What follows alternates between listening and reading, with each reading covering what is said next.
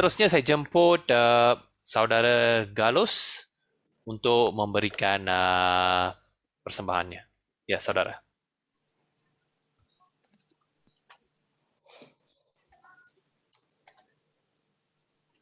Oke, halo, halo. Ya, pertama sekali terima kasih kepada saudara moderator. Bagi pihak Pakos yang mengucapkan banyak-banyak terima kasih atas jemputan dan peluang ini untuk berkongsi pengalaman berkenaan dengan perjuangan tanah adat di Sabah. Jadi untuk 15 menit ini satu masa yang kritikal untuk satu masalah yang sangat kritikal. Ya, saya akan coba untuk bagi perkongsian secara amla ya. Ya, jadi secara perkongsian kali ini sangat penting karena hari ini ia berkenaan dengan Hari Antarabangsa untuk Pembasmian Kemiskinan. Saya hanya akan berkongsi untuk 3 perkara yang paling asas. Sedikit pengenalan, karena saya dipahamkan ada kawan-kawan yang baru juga untuk isu ini. Kemudian mengupas berkenaan dengan semada isu rampasan tanah ini bertambah atau tidak. Kemudian apa tindakan yang perlu dibuat untuk masa depan dan sedikit kesimpulan. Dan seperti yang saya katakan tadi, satu gambar bene ini sangat penting untuk sesi ini. Karena dia menyatakan bahwa orang asal ini miskin bukan karena malas, tapi karena tanah adat, tanah kehidupannya telah dirampas. Ya, hanya untuk memberi gambaran seperti apa yang saudari Tijah katakan tadi juga,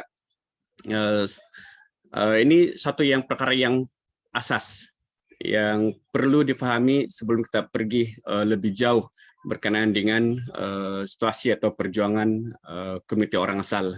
Ya, bagi orang asal seperti yang sudah difahami, orang asal dan tanah adat ini atau wilayah adat ini tidak boleh dipisahkan. Karena tanah adat ini adalah cara kehidupan ataupun way of life dibilang kan, dan ia juga adalah hak untuk hidup.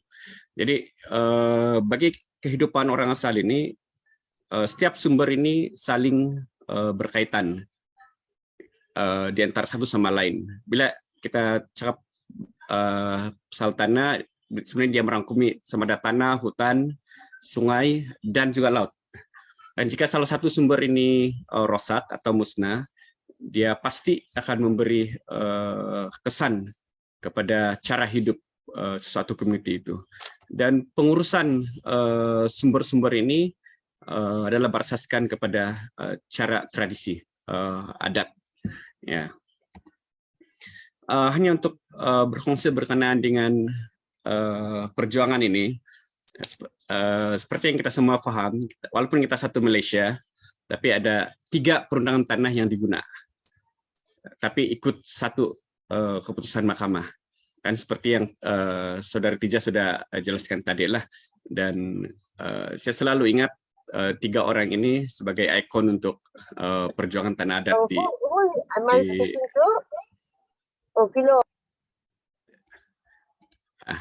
sorry, ya. Oke.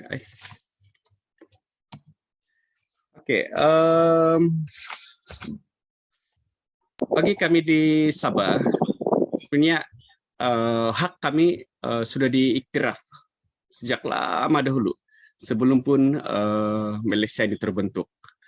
Jadi dalam kajian yang telah dibuat, kami dapati bahwa tanah adat ini sudah pun ada dalam perundangan tanah Sabah dan telah diiktiraf sejak tahun 1881 lagi. Kan jadi walaupun hak tanah adat ini telah lama diiktiraf, tapi tidak semua orang paham ataupun tahu berkenaan dengan perkara ini. Khususnya di perkara 9 di Piagam Diraja 1891 itulah. Dan ini telah dinyatakan di dalam keputusan mahkamah, di Mahkamah Tinggi, dalam kes Rambilin binti Ambit, yang telah dibantu oleh Peguam Datuk Hong Homing, yang menang di Mahkamah Tinggi dan Mahkamah Rayuan. Jadi pihak mahkamah telah setuju bahwa sumber Undang-Undang Hak Tanah Adat itu bagi orang asal atau anak negeri di Sabah telah wujud sejak tahun 1881 lagi. Ya. Dan juga di dalam perundangan tanah kami di Sabah, hak tanah adat kami juga sudah pun dimasukkan, sudah dikerap dinyatakan di dalam Ordinans Tanah Sabah 1930 bab 68. Kan khususnya di beberapa section yang sudah jelas menyatakan bahwa hak orang asal itu atau anak negeri di Sabah itu mempunyai hak ke atas pegangan tanah adat. Ya, ini boleh dilihat di section 13, 14, 15, 16 dan di bagian 4. Bagian 4 itu menyatakan native land, tanah anak negeri. Kan ya, jadi sepatutnya kami di Sabah tidak susah karena undang-undang itu jelas menyatakan hak kepada kami lah. Tapi malangnya walaupun undang-undang telah memberi hak ataupun mengiktiraf hak kami sejak sekian lamanya, tapi sangat ramai orang yang masih belum tahu dan paham berkenaan dengan undang-undang ini. Dan seperti yang saya katakan di sini, walaupun sudah dikatakan merdeka selama 50 tahun sekarang, tapi undang-undang yang paling penting masih dibiarkan dalam bahasa asal atau bahasa Inggris. Ini memberi satu persoalan yang penting. Walaupun dalam perjuangan jaringan kerjasama kami di Sabah, kami sudah beberapa kali menghantar memorandum supaya undang-undang ini mesti diterjemahkan, patut diterjemahkan kepada bahasa Malaysia supaya semua orang jelas dan paham. Dan ini juga jadi satu persoalan karena bagi pendapat pribadi saya, jika undang-undang yang baik ini diterjemah kepada bahasa Malaysia dan orang asal paham berkenaan dengan hak dia, mungkin pihak luar susah untuk rampas tanah adat. Itu sebab mungkin dia biarkan bahasa Inggris supaya tanah adat senang dirampas. Tidak pastilah kan. Oke, jadi berkenaan dengan isu perkongsian hari ini, adakah rampasan tanah adat ini bertambah atau berkurang di masa pandemik inilah? Jadi ini kalau saya tengok soalan ini, mungkin dia akan tengok berapa permohonan tanah telah diluluskan dalam masa pandemik inilah, atau berapa geran tanah, atau berapa pewartaan atau cadangan perawatan tanah yang dikeluarkan masa pandemik inilah. Ya, jadi berdasarkan maklumat terus dari lapangan kawasan jaringan, bukan semua, hanya di beberapa kawasan jaringan kami, belum ada yang diketahui setakat ini yang berlaku dalam tempo pandemik inilah. Ya, tapi apa yang berlaku adalah seperti juga Saudari Tijah kongsikan tadi lah. Semua case yang berlaku itu adalah case kesinambungan masa lalu. Dan juga termasuk ini penguatkuasaan sekatan dalam warta hutan simpan atau taman yang diwartakan tanpa makluman awal atau mendapat persetujuan awal dari penduduk kampung lah. Kan jadi ada case-case berlaku yang kita dapat aduan daripada community, memang terdapat pengukuran sempadan pihak syarikat, pengukuran persempadanan kawasan hutan simpan, juga pengukuran persempadanan taman dalam tempoh pandemik inilah.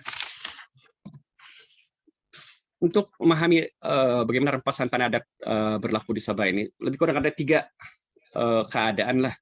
Kan satu itu jika pengeluaran ataupun kelulusan geran tanah kepada orang luar dan pihak syarikat lah. Ya, kalau sudah geran itu keluar, jadi ini akan jadi satu masalah yang besar kepada orang yang tinggal di mana geran itulah. Kemudian juga melalui pewartaan hutan simpan, taman atau tedahan air atau hutan lindung. Dan ada juga melalui pengambilan tanah atas nama proyek pembasmian kemiskinan ataupun pembangunan lah. Ya, jadi apa yang pengalaman kami dalam situasi atau masalah tanah di Sabah ini memang wujud masalah dalam pengurusan pentadbiran berkaitan dengan tanah. Itu sebab kita selalu dengar kalau di Sabah, bagaimana kita yang sudah tinggal di kawasan itu sejak bergenerasi, 5 hingga sampai 8 generasi. Kemudian kita dikatakan sebagai penceroboh. Orang luar pula dikatakan sebagai pemilik. Nah, inilah, walaupun undang-undang itu sudah jelas memberi hak kepada kami, tetapi banyak keadaan di mana orang asal yang sudah lama tinggal di kawasan itu, tiba-tiba pihak kerajaan telah keluarkan geran ataupun warta ataupun pengambilan tanah tanpa memberitahu komuniti. Kan orang kampung hanya tahu tanah mereka diambil oleh orang luar apabila rumah-rumah mau ditumbang atau buah-buahan mereka mau ditumbang oleh pihak luar. Jadi sedangkan di dalam Ordinans Tanah Sabah, kalau kita banyak masa kita boleh lihat prosedur bagaimana urusan tanah itu berlaku. Itu sebab kami masih percaya Ordinans Tanah Sabah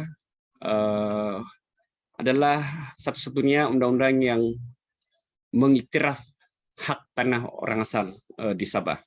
Dan jika dilihat prosedur pengeluaran geran, pewartaan juga, dia sangat jelas, memberi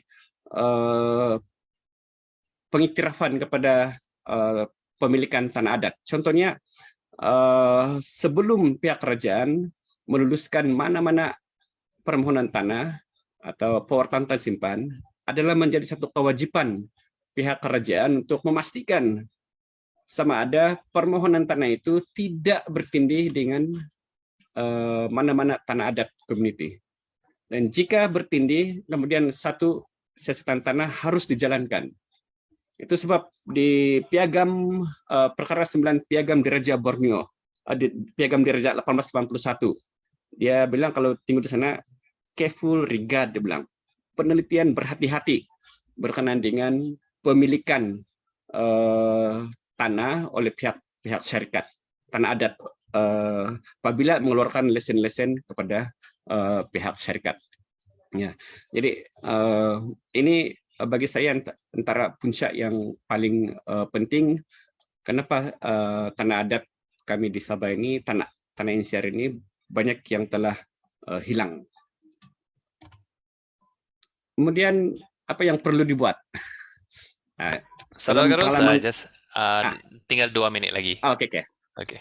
Yang paling penting sekarang dalam pengalaman saya adalah tolong diri sendiri. Tidak ada orang lain yang boleh tolong kecuali diri sendiri. Ini banyak pengalaman kami dapatlah. Kan undang-undang itu sudah jelas, tapi pelaksanaan undang-undang itu tidak adil, belum terlaksana dengan adil. Jadi hanya komuniti yang rajin, yang berusaha, yang satu hati, mungkin ada peluang untuk pertahankan dia punya hak lah. Kemudian yang paling penting juga, pilihlah pemimpin yang terbukti boleh membantu Anda. Kan? Walaupun mahkamah banyak memberi kemenangan kepada tanah adat, tapi mahkamah bukan pilihan yang mudah. Mahkamah tidak adil bagi orang miskin, karena prosesnya yang sangat mahal. Dan dia adalah di luar kawalan ataupun kemampuan komunitas orang asal. Dan akhir sekali, hanya ini yang penting, mana-mana community yang bersatu hati, yang berusaha untuk pertahankan tanah dia ada besar kemungkinan untuk boleh berjaya. Dan juga penting kita tidak selalu pikir bahwa kita perlu ikut pihak lain untuk menentukan apa yang baik untuk kehidupan kita sendiri. Ya, itu saja. Terima kasih. Oke, terima kasih kepada Saudara Galus. Jadi kita dapat lihat dinamik tanah dan wilayah adat orang asal di Sabah adalah berbeza dengan apa yang dilalui oleh orang asli di Semenanjung.